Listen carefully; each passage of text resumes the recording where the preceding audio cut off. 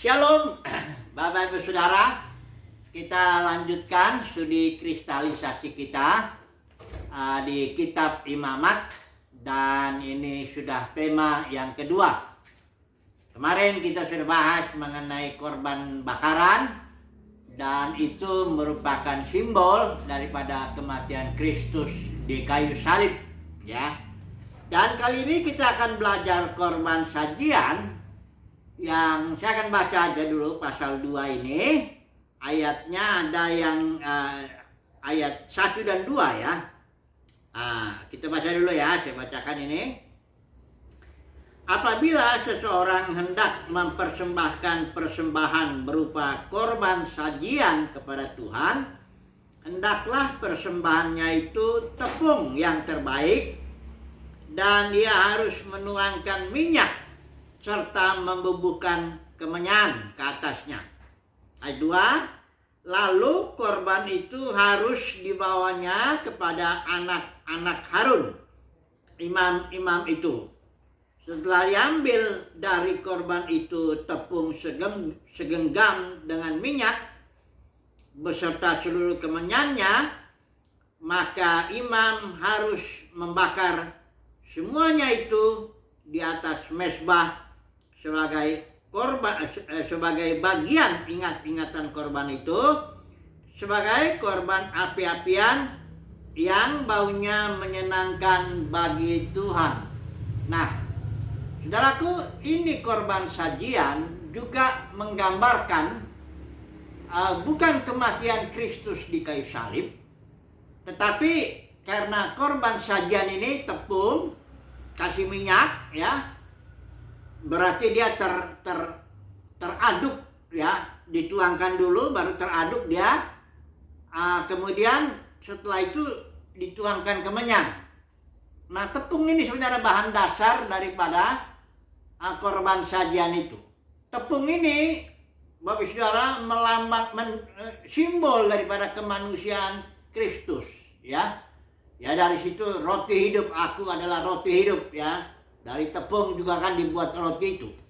Sehingga korban sajian ini bukan berbicara kematian Kristus di kayu salib, tetapi korban sajian nanti kita akan lihat ya, ada tepung, ada minyak, dan ada kemenyan, ya. Baru nanti dibakar oleh imam, persembahkan kepada Tuhan. Nah, ini masing-masing ada maknanya ini, ya. Tepung dulu lah, ya, itu simbol daripada kemanusiaan Yesus Kristus. Ya, kita tahu Yesus itu 100% Elohim, firman yang menjadi Elohim, firman yang menjadi manusia. Dia 100% manusia juga, ya. Sifat dasarnya dua seperti itu, ya. Ada sisi keilahiannya, ada sisi kemanusiaannya, dan itu manusia beneran, ya. Cuma ini yang harus dipahami dengan baik, ya. Itu tepung dituang, nanti kita ayat itu, di ayat 1 itu, tepung yang terbaik, dan ia harus menuangkan minyak, ya. Jadi tepung itu simbol daripada kemanusiaan Kristus, dituang minyak, berarti otomatis juga bercampur lah, ya. Minyak ini tentu simbol daripada Roh Kudus, ya. Jadi tepung yang dicurahkan minyak itu, ini sebenarnya kemanusiaan itu, kelahiran Yesus yang dinaungi oleh Roh Kudus kepada seorang perawan Maria, ya. Jadi Yesus ini tidak sama dengan Adam, bahkan sebelum Adam jatuh pun tidak sama, ya. Manusia Yesus dengan manusia Adam tuh beda. Nanti kita akan baca 1 Korintus 15 ya, mengenai perbedaan ini. Karena manusia Adam itu, dia sekalipun belum berdosa, dia tuh berasal dari tanah, ya. Nah, kalau Yesus ini, dia dikandung oleh Roh Kudus. Darahnya Adam itu yang akhirnya turun ke kita semua, darah manusia berdosa itu beda dengan darahnya Kristus, darah Yesus yang tidak sama dengan darah Adam ya. Kalau darah Yesus itu darah orang berdosa, bagaimana mungkin dia, karena darah itu simbol dari nyawa gitu, bagaimana dia bisa menjadi suatu korban menggantinya orang yang berdosa? Dia orang berdosa juga berarti kan. Jadi kemanusiaan Yesus ya, manusia Yesus tidak bisa sama dengan bahkan Adam sebelum jatuh dalam dosa. Kemudian Roh Kudus yang dicurahkan itu juga simbol daripada Yesus yang diberikan kuasa Roh Kudus di dalam ministry. Ya, di dalam ministrinya, kita tahu dalam baptisan, disitulah Roh Kudus seperti merpati turun kata Yesus, dan Roh Kudus yang diterima Yesus pada waktu baptisannya itu adalah Roh Kudus dalam ketidakterbatasannya. Beda dengan Roh Kudus yang diterima gereja, itu Roh Kudus yang kalau Efesus katakan tuh 1:14 itu dikatakan hanya panjang, arabon istilah Yunani, panjang. Sebagian saja, bukan kepenuhannya. Nanti ketika pencurahan yang disimbolkan oleh area tabernakel, kalau ini Pentakosta kan, tabernakel, itu baru gereja pemenang akan menerima Roh Kudus di dalam kepenuhan. Nah, sekarang kita lihat di sini dulu kembali ya. Yesus itu dikandung oleh Roh Kudus, itu satu. Yang kedua, diberikan Roh Kudus secara full dalam ministrinya. Coba dulu kita lihat ya manusia Yesus ini, supaya jangan nanti kita coba-coba menyamakan Yesus manusianya itu dengan siapapun juga ya. Karena manusia Yesus ini itu sebelum pun dia melayani pada waktu baptisan itu, Bapa di surga udah bilang, inilah anakku yang kekasih, kepadanya lah aku berkenan. Jadi manusia Yesus ini berkenan bukan karena pelayanannya membuat mujizat atau menyembuhkan orang sakit atau membangkitkan orang mati atau beritakan Injil kerajaan atau apa, bukan itu. Memang ketika dia dari hidup lahirnya ya, dari lahirnya yang dikandung Roh Kudus sampai baptisannya itu sudah berkenan. Karena memang beda, manusia Yesus itu dikandung di dalam Roh Kudus. Yesus tidak punya katakanlah ayah bapak jasmani gitu, tidak ada ya. Oke. Nah, coba dulu kita baca ini aja lah ya, 1 Korintus 15 supaya kita membedakan Yesus ini dengan Adam ya. Karena ini sangat penting sekali supaya kita tahu nanti bagaimana bedanya ya. Kita belum bicara nanti kemenyan ya, nanti ada lagi yang apa? Atau kita langsung aja dulu ini ya. Jadi ini tepung, kasih minyak, itu tadi kita tahu kemanusiaan Yesus yang dikandung oleh Roh Kudus dan mengalami kuasa oleh Roh Kudus secara penuh. Kemudian nanti dibubuhkan lagi kemenyan. Serta kemenyannya dia itu dikatakan, ini kemenyannya setelah dibumbukan, serahkan kepada imam. Imamnya ini membakar, ya, menjadi korban api-apian yang baunya menyenangkan bagi Tuhan. Nah, jadi kemenyan ini sebenarnya simbol daripada kehidupan Yesus ya, yang sepenuhnya untuk kemuliaan Bapa, untuk dia apapun yang dikatakan Yesus, apapun yang dilakukan Yesus, semuanya dipersembahkan bagi kemuliaan Bapa. Nah, jadi saudara lihat ya, korban sajian itu pertama tepung, ya, simbol daripada kemanusiaan Yesus. Ada minyak, simbol Roh Kudus, dan ada kemenyan yang merupakan bukti ya setelah dibakar itu oleh imam. Imam persembahkan. Artinya kehidupan Yesus secara manusia, bukan hanya pelayanannya saja. Dari mulai lahirnya dia itu, apapun yang dikerjakan Yesus itu semata-mata untuk kemuliaan Bapa. Ya, oke ya. Nah, sekarang kita melihat dulu 1 Korintus 15 untuk kita lihat bedanya antara Yesus itu dengan Adam. Ya, mengapa Yesus itu bisa menjadi korban bisa menghapus dosa ya, korbannya ini ya, karena kehidupannya berkenan ya. Nanti kita dulu sebentar ya. 1 Korintus 15 ayat yang ke 45 sampai 47. Saya pakai ILT-nya. Demikian pula telah tertulis, manusia Adam yang pertama telah menjadi jiwa yang hidup. Adam yang terakhir sebagai roh yang memberi hayat, hidup. Ya, joy istilah Yunani-nya. Ayat 46, namun yang pertama bukanlah apa yang rohani, tetapi apa yang jiwani. Baru sesudah itu apa yang rohani.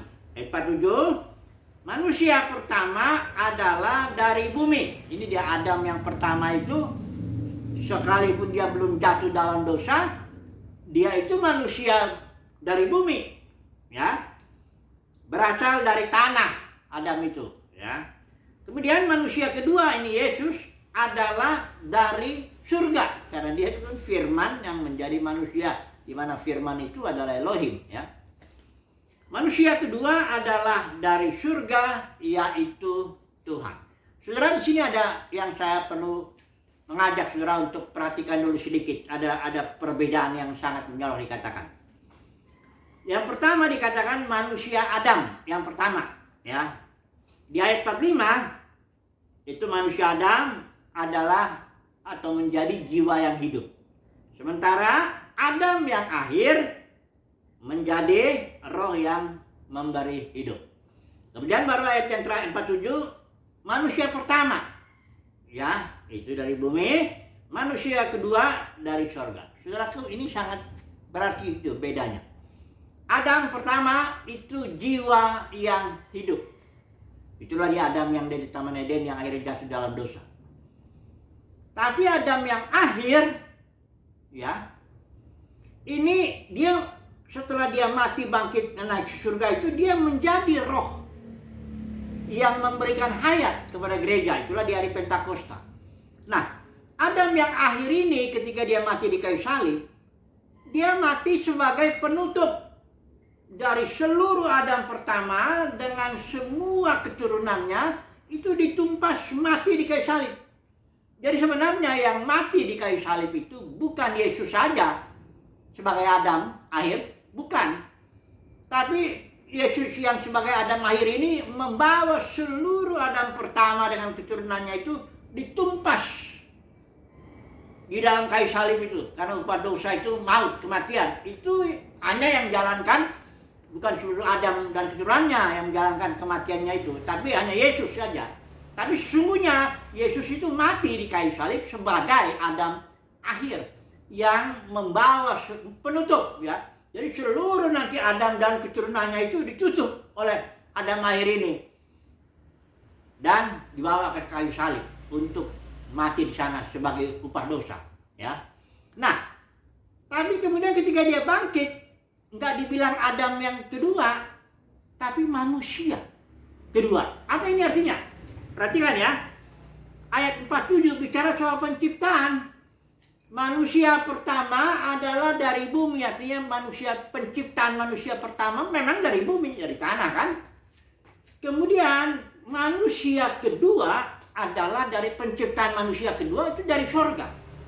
Itu sebabnya dalam kitab Wahyu disebut Yesus itu permulaan daripada ciptaan Elohim. Bukan berarti Yesus itu diciptakan, bukan. Jadi manusia kedua ini itulah permulaannya daripada ciptaan baru. Setelah nanti, karena siapa? Setelah nanti pencurahan Roh Kudus, gereja timbul 120 orang, itulah dia penciptaan berikut, ciptaan baru. Karena siapa yang ada dalam Kristus, ia adalah ciptaan yang baru.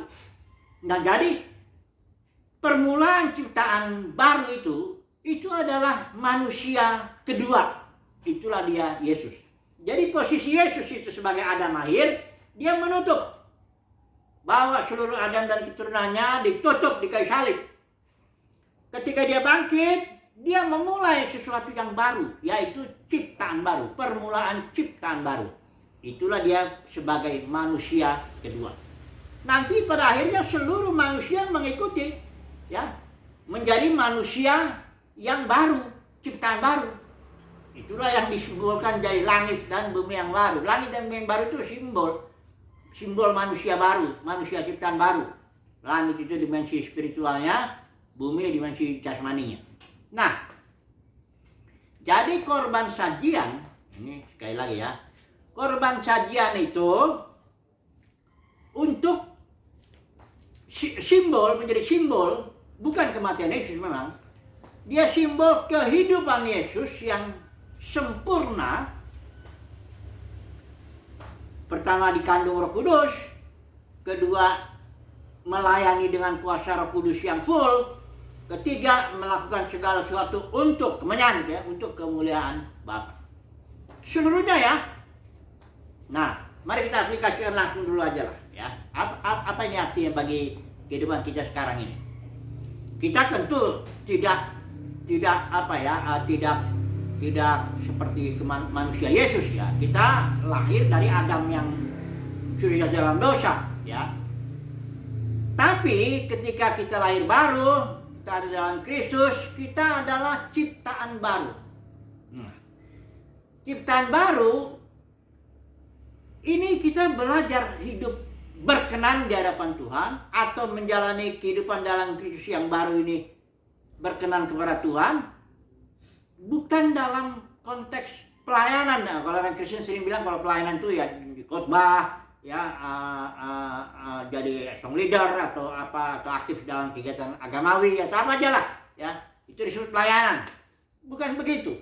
Korban sajian ini justru menggambarkan kita harus belajar menjadi korban seperti Yesus, yang kehidupan kita sepanjang setelah lahir baru tentunya, ya, setelah ciptaan baru, itu seluruhnya berkenan di hadapan Bapa untuk kemuliaan Bapa, bukan nggak ada mengait dengan soal apakah kita nanti berkhotbahnya bagaimana, pengikut kita nanti atau apa banyak dipakai Tuhan, bukan begitu.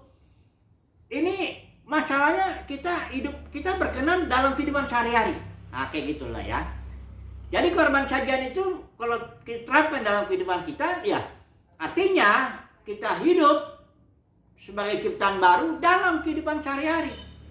Ketika nanti di hari pengadilan Kristus, kita semua yang sudah ada dalam Kristus akan menghadap pengadilan Kristus, akan dinilai.